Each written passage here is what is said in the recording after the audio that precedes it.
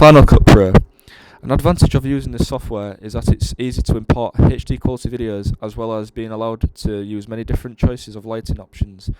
For example, we use this technique in our video, which you will see shortly, to make a shot of some flags near Marina at daytime look as though they were shot at night.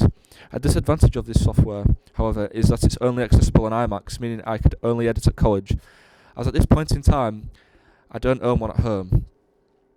The hardware we used were the main essentials of equipment which we required, such as an iMac, an SD card and a Canon camera.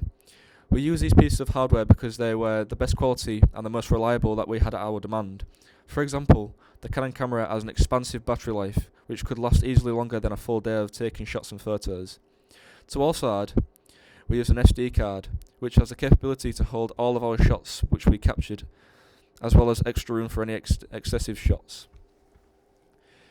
In order to export my files, I saved all my footage onto an SD card, which we then put into the back of an iMac.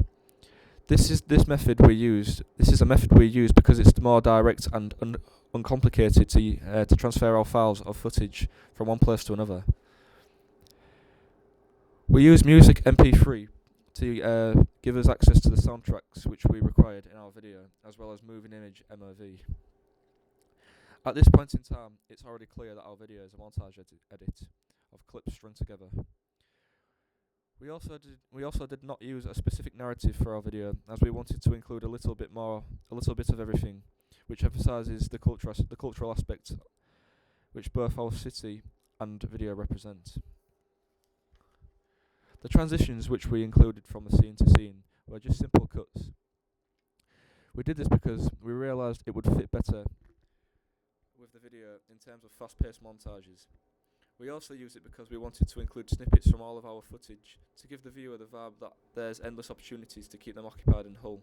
Therefore we used a simple cut to give it that fast-paced feel.